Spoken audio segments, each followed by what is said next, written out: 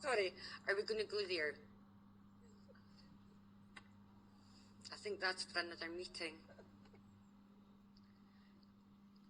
I've not got any more questions. Thank you both for your deputation and for answering our questions. Thank you. Can I please call Hannah Chowdhry?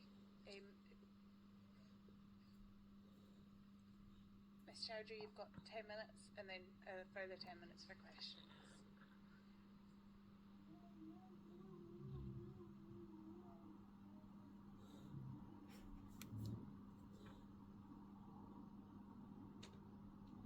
Sorry, I didn't have time to print out my speech. Ladies and gentlemen, councillors and residents, I'm Hannah Chowdhry representing the UK RAAC campaign group. I'm disappointed that I've had to return again, but judging by the tone of the agenda notes, it seems that the small gain residents secured through councillors at the last CHPPC meeting has been overshadowed by an acceptance that funding will not come from the Scottish Government. There are around 150 homeowners who are relying on Aberdeen City Council to save them from financial crisis and to either make their home safe again or gain a home for a home. Councillors tasked 3 senior officers to seek avenues for funding for homeowners, and all 3 seem to have given up at the first hurdle. This is in stark contrast to West Lothian Council, which recently committed to holding a meeting with Housing Minister Paul McLennan and making a direct request for help. Confirmation has been provided by Scotland's First Secretary, Alistair Jack, affirming that the nation has received unprecedented funding from the UK. However, the Scottish Government continues to state that they have 9% less funding. I don't believe local residents affected by RAAC care who is right or wrong. They believe their Scottish Government should be stepping in to help the Scottish people affected. If they have to obtain that money from the UK Government, that is their task to obtain it.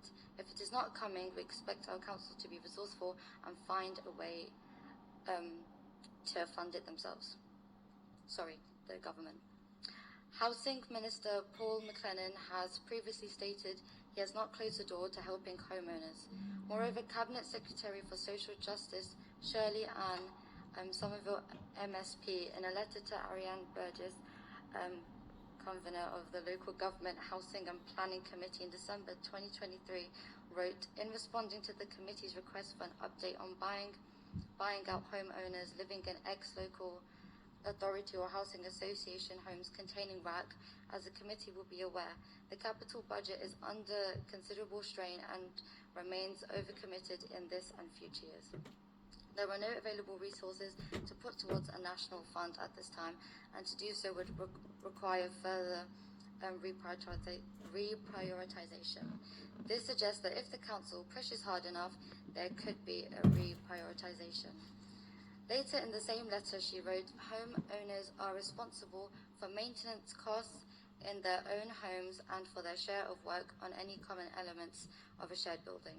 This will include any work required to repair unsafe RAAC in homes purchased from social landlords. However, local authorities do have existing powers to support homeowners to carry out repairs to their homes. It would be for them to determine what support is available in these circumstances. I would like to know what existing powers she is referring to. I was hoping if someone could answer that for me today. I'm also concerned that the council is stonewalling local people when they seek clarity on matters relating to the RAAC crisis. My father was quizzed on the communications he had been having with ACC by councillors at the last CHPPC. He had already had an existing complaint upheld before the CHPPC and then after the last deputation. An officer checked the records following the questions raised by councillors, acknowledged fault and apologised by email for not having communicated to my father despite several attempts by him. My father has since sent several emails, one of them containing a letter.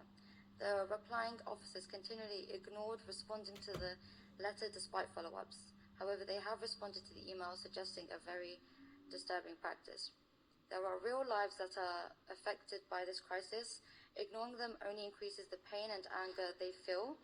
Many people Many feel totally disillusioned as they view that the council is ignoring the fact that they sold these properties and stated at the time of sale that these homes would help give people equitable housing and a legacy for their future descendants.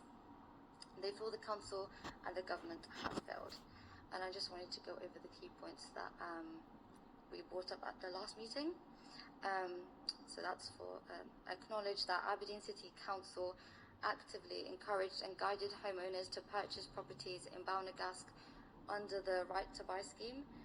Their officers presented this opportunity as a means to create a lasting legacy for descendants and achieve equitable home ownership. Recognise the failure to meet the objectives of the Right to Buy scheme. Acknowledge joint responsibility with the Scottish Government for selling properties that have now become financial safety liabilities. Commit to implementing a similar process as West Lothian Council, which opened their buyback system to RAAC homeowners.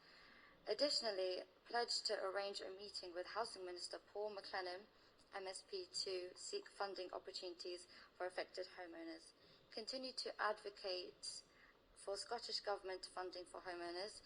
Introduce rent pressure zones for newly built developments in the Balnagasc area.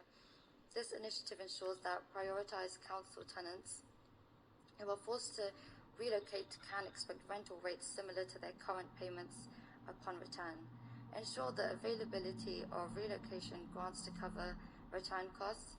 Increase the grants available to council tenants compelled to move. For instance, Basildon Council currently provides £8,860 in relocation grants, setting a precedent for appropriate financial support in similar circumstances. Thank you. For your presentation, are there any questions? I'm not seeing Councillor Malik. Thanks very much. Ms. Chowdhry, thanks very much for your deputation. So do you believe that Aberdeen City Council must ask some financial assistance from the Scottish Government? And did you raise this question in your meeting with our officers? I definitely think they should be asking for funding because us homeowners have been left in the dark. These properties were sold to us. We bought from the council. I believe they should take some responsibility and help us financially to repair our roofs. I'm sorry, I don't remember the second part of the question.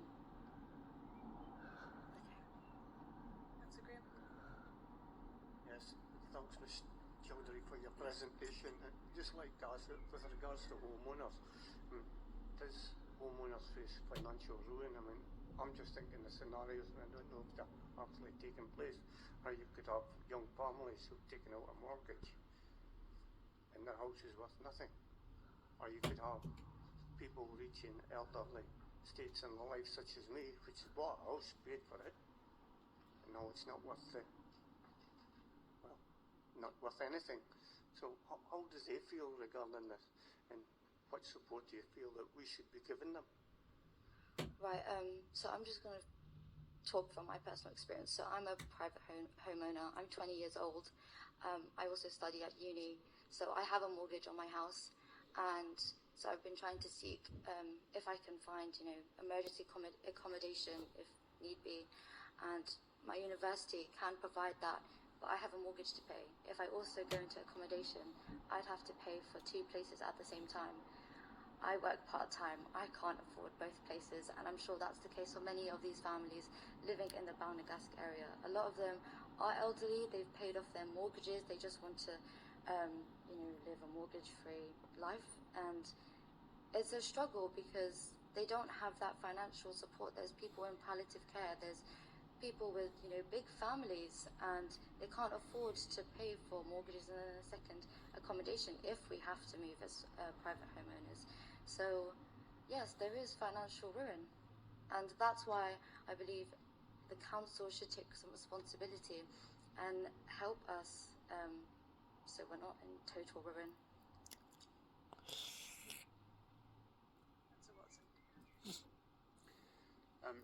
Thank you, Ms Chowdhry. You mentioned something around reprioritisation to make sure there was money available to help solve the crisis. I was just wondering what you think Aberdeen City Council could do in terms of reprioritisation, or what the Scottish Government could do.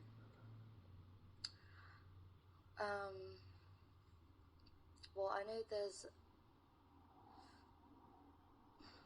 Well, I guess that's up to the council, to be honest, if they can get emergency funds from the council itself, or if they can get funding from, the government. That's the way to go about it, I guess, but that's up to the council to make that decision. I can't make that decision for you. I can't really give any, advice or whatever on that matter, but it's whatever.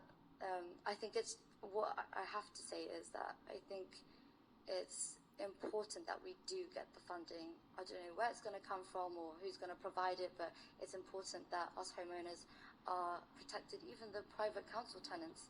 We need that funding. I think the lack of funding is really disturbing, how we haven't got any help so far, and nothing's been said in the last 3 months about help. Councillor Allard. Thank you very much, Governor. Thank you very much, Ms. Chowdhry, for coming again today to give your deputation. I just wanted to look a little bit of what you said about the communication of government and what you were aware or not aware of. I know that our convener has written to the Prime Minister to highlight exactly what you highlighted today, which was it is a national issue, and we believe that there is an urgent need for a wider government overview of policy and precedent for local authorities or other registered social landlords across the UK who are likely to be facing similar issues, and particularly for a call for owner-occupiers, and try to get that help directly from the UK government. Are you aware of this, and are you aware of the answer? And do you reckon that maybe the convener should maybe write again to the UK Prime Minister, especially if it's going to change in a few months' time, to see if he can appeal again?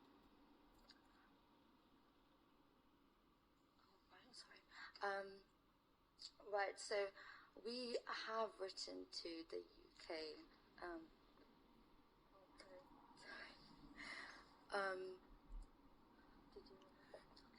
Sorry. Would you like to repeat that question, please? Sorry. Sorry, in our page for today, there is a letter sent from our convener to the UK Prime Minister, and a response from the UK Prime Minister highlighting everything that you highlighted today, Ms. Chowdhry. So I just wanted to know if you were aware of both communication, and as well if you had communication yourself, and if you received similar answer.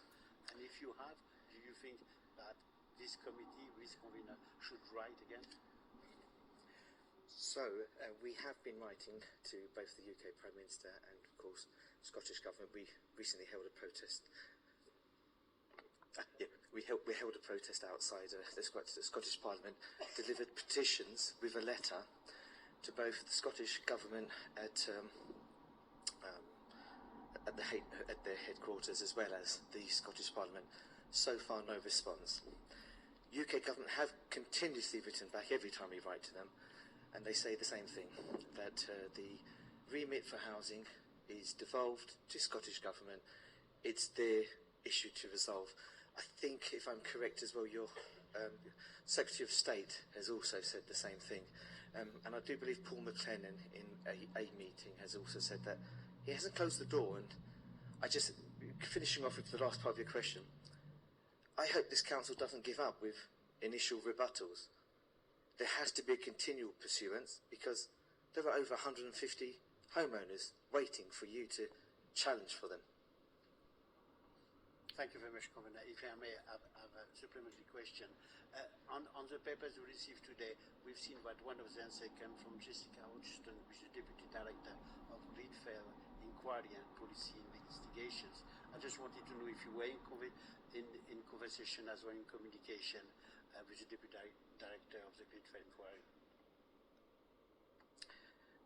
No, not yet, but that's something we will be pursuing. Thank you. I'm seeing no more hands. So thank you so much for your presentations, and sorry for your late entry, but thank you for your answers. We'll now move